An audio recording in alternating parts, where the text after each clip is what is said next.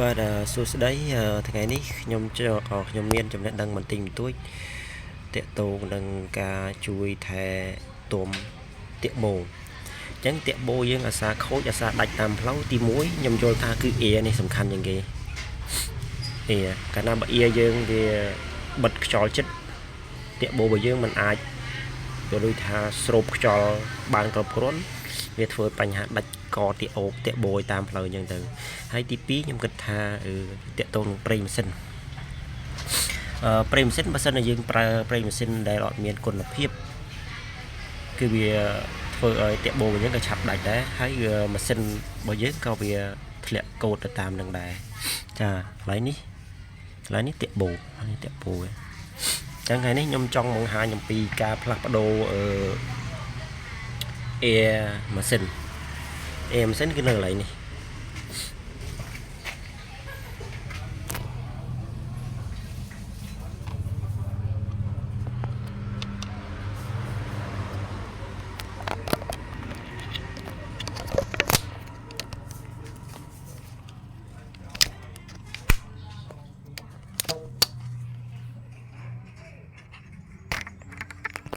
ចឹងការផ្លាស់ប្ដូរម៉ាស៊ីនការផ្លាស់ប្ដូរ air ប្រេងម៉ាស៊ីនវាការផ្លាស់ប្ដូរ air ហ្នឹងងាយស្រួលទេក្នុងការដោះដូរវាចឹងសង្ឃឹមតែមើលច្បាស់ហើយយើងដោះពួក2នេះ4យើងលើកម្លាំងឡើងមក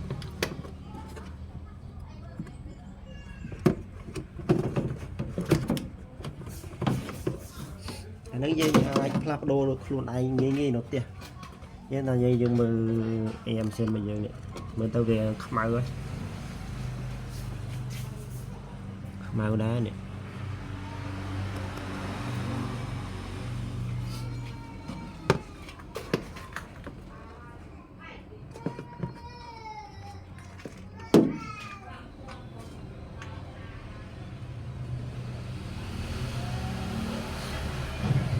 យើងមើលទៅក្នុងនោះក៏ឃើញសាក់ដីដែរហើយអញ្ចឹងយើងយកកណាត់ខ្សែមួយជុបក្នុងហ្នឹងតែកុំឲ្យទឹកចូលហ្នឹងយកកណាត់ខ្សែមួយជុប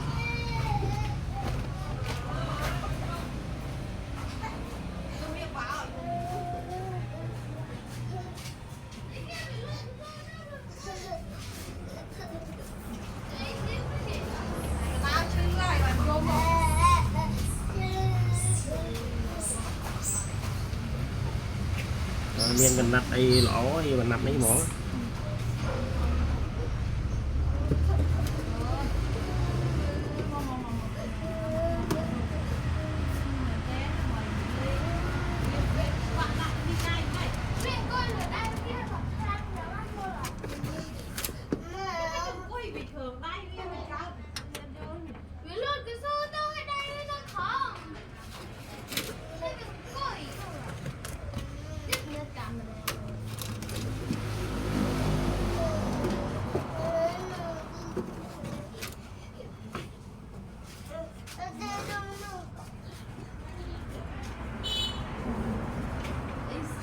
អានេះដោយសារយើងអត់បានដោះអាការូបនេះវាចេញអញ្ចឹងពិបាកសម្អាតតិច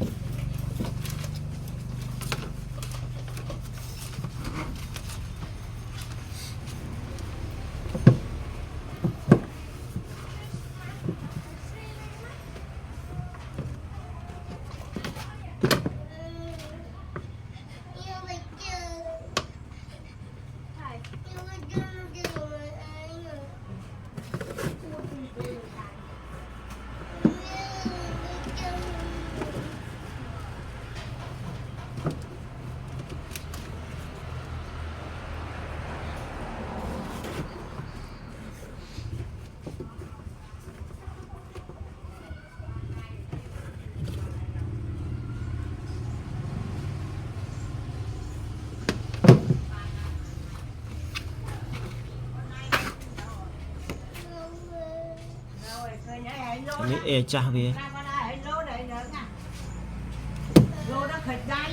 ចំពោះ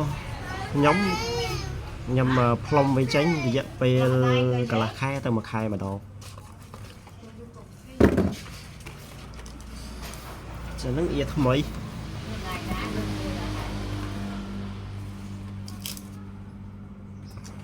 anh ấy cái đặt A1 mà nhóm start zone vậy anh ấy cái đặt sẽ made in Korea đấy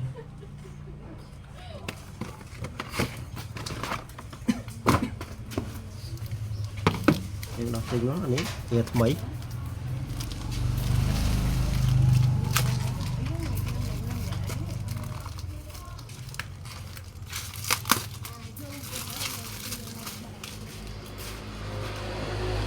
mấy sò lọ tầm ia chạm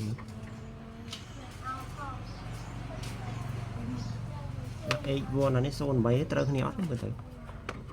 nhưng vua tóc con nha ta ok đặt tới bình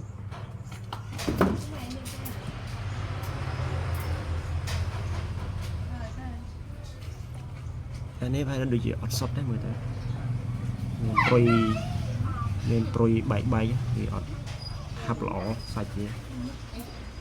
anh ấy tờ lấy thu ấy bờ lọ ai tờ lấy lên luôn vậy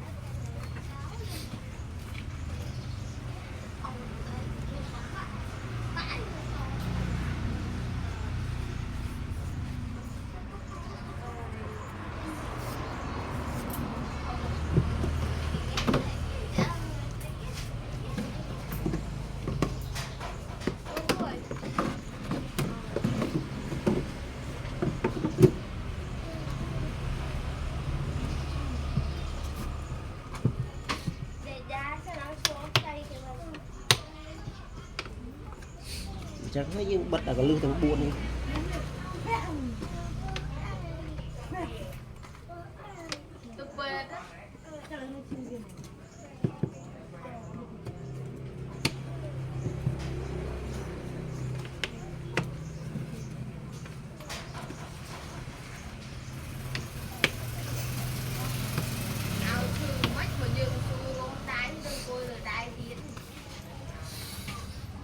chẳng video mà nhóm là đồ